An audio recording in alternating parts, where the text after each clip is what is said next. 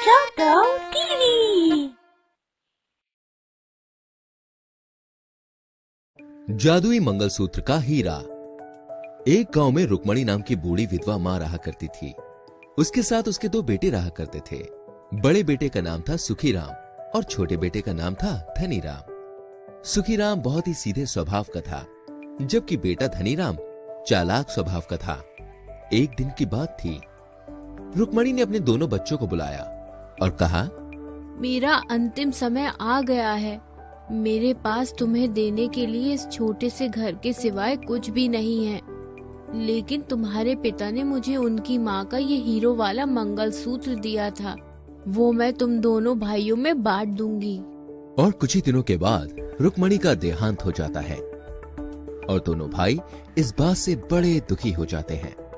सुखीराम बोला, भाई, माँ तो हमें छोड़कर चली गई।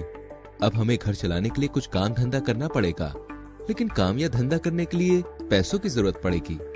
इसके लिए हम क्या करेंगे? धनीराम बोला, भाई, हम इस मंगलसूत्र को बेचकर जो पैसा मिलेगा उससे मैं और तुम अलग अलग काम शुरू करेंगे। इसके बाद धनीराम उस मंगलसूत्र को लेकर सुनार के पास जाता है और सुनार उससे कहता है, भाई धनीराम, सोना तो खरा है पर हीरा नकली है, इसकी कोई भी कीमत नहीं मिलेगी। ये सुनकर धनीराम के मन में लालच जाग जाता है और वो सुनार से कहता है, सेठ जी, मुझे मंगलसूत्र और हीरे को अलग अलग करके दे दो।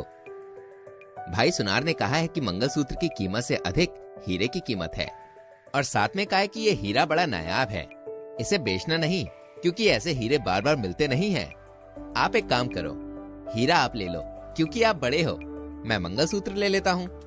सुखीराम उसकी बातों में विश्वास करके उसे रख लेता है और धनीराम उस मंगलसूत्र को बेचकर धंधा शुरू कर देता है। और कुछ ही दिनों में धंधा चलने लगता है और सुखीराम के पास में ही एक बड़ा मकान बना लेता है और उस बड़े मकान में रहने भी लगता है। ये देखकर सुखीराम भी विचार करने लगता है कि मुझे भी मेरा हीरा बेचकर काम धंधा शुरू करना चाहिए। इसके बाद वो सुनार के पास जाता है। सुनार बोला, आओ आओ सुखीराम, आओ, बोलो कैसे आना हुआ? सेठ जी, आपने बताया था ये हीरा बड़ा कीमती है, इसे बेचना नहीं, मुझे इसे बेचना है। अरे भाई सुखीराम, ये हीरा तो नकली है, इसे मैं तो क्या कोई और सुनार भी नहीं लेगा, और मैंने ये बात धनीराम को बता दी थी। ये सुनकर सुखीराम सारी बात समझ जाता है, लेकिन वो धनीराम को कुछ भी नहीं कहता और सुखीराम हीरे को देखते हुए बोलता है, आज मैंने 2 दिनों से कुछ नहीं खाया है और ये हीरा भी नकली निकला, मुझे खाना मिल जाता तो अच्छा होता। इतना कहते ही हीरा चमकने लगता है और सुखीराम के पास खाने से भरी हुई थाली आ जाती है।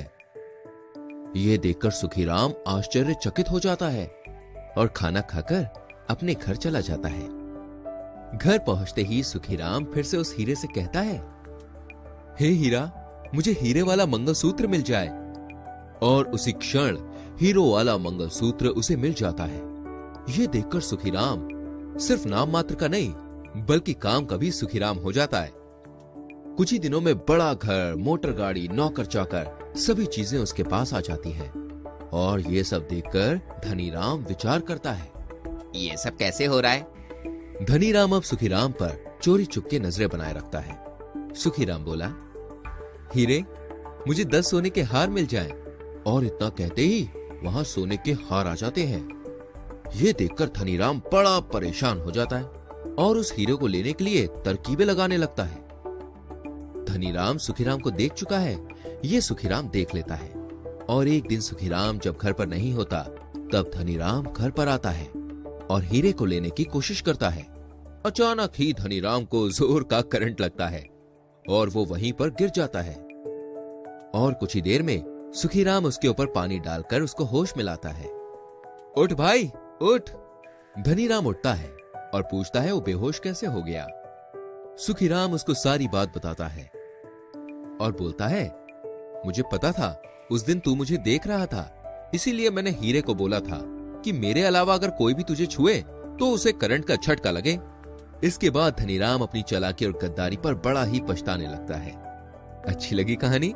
जल्दी से हमारी वीडियो को लाइक करें और शेयर करें और ऐसी और कहानियों को देखने के लिए चैनल को सब्सक्राइब करके बेल आइकन को प्रेस करें, जिससे आप तक हमारी सभी कहानियां पहुंचती रहें। मिलेंगे अगली कहानी में, तब तक के लिए बाय बाय।